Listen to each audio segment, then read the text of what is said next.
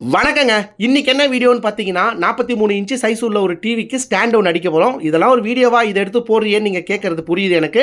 ஏன்னா, நான் ஒரு வாட்டி இந்த மாரி ஸ்டாண்ட் அடிக்கும்போது தலைக்க மாத்தி அடிச்சுட்டேன். எல்லாருக்கும் நடக்கிற தவறு தான் எனக்கும் நடந்திருக்கு. என்னாச்சுன்னு பார்த்தீங்கன்னா, சிங்கிள் ஹோல் உள்ளது மேல் பக்கமா வச்சு அடிச்சுட்டேன். ஆனா, அது கீழ இருக்கணும். டபுள் ஹோல் உள்ளது மேல வச்சு மார்க் பண்ணிக்கங்க.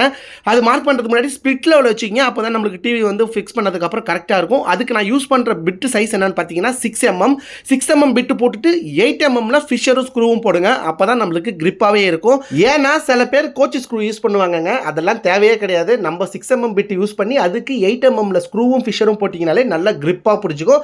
அதை நான் டைட் பண்றதுக்கு எப்பயும் போல நம்ம ஐபெல் வார்மியரோட பேட்டரி மெஷின் தாங்க யூஸ் பண்றேன். இந்த மெஷின் வேணா லிங்க் தரேன், கிளிக் பண்ணி பர்ச்சேஸ் பண்ணீங்க. ரொம்ப யூஸ்ஃபுல்லா இருக்கு.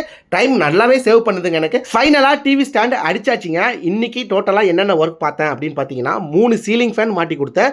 அப்புறம் இந்த டிவி ஸ்டாண்ட் ஒன்று அடிச்சு கொடுத்தேன். அது மட்டும் இல்லாமல் ஏசி பாயிண்ட்ல வந்து லைன் நியூட்ரல் மாறி வந்ததுனால அதையுமே கரெக்ஷன் பண்ணி கரெக்டாக கொடுத்தேன். அப்புறம் ஒரு 5 ஆம்ப் சுவிட்ச் ஒன்று மாற்றி கொடுத்தேன். எர்த்து கொஞ்சம் செக் பண்ணாங்க. டோட்டலாக இவ்வளோத்துக்கு சேர்த்து நீங்கள் எவ்வளோ வாங்குவீங்க, டிவி மட்டும் செப்பரேட்டாக மாற்ற மாதிரி தான் எவ்வளோ வாங்குவீங்கன்னு கண்டிப்பாக கமெண்ட்டில் சொல்லிட்டு போயிடுங்க. நான் இவ்வளோ ஒர்க்குக்கு சேர்த்து 700 வாங்கினேன். ஒர்த்தா இல்லைன்னு சொல்லிட்டு போயிடுங்க. பிகினர்ஸுக்கு இந்த வீடியோ யூஸ்ஃபுல்லாக இருக்கும்னு நினைக்கிறேன். பார்க்கலாங்க நெக்ஸ்ட் வீடியோவில். வரேங்க. பாய்ங்க.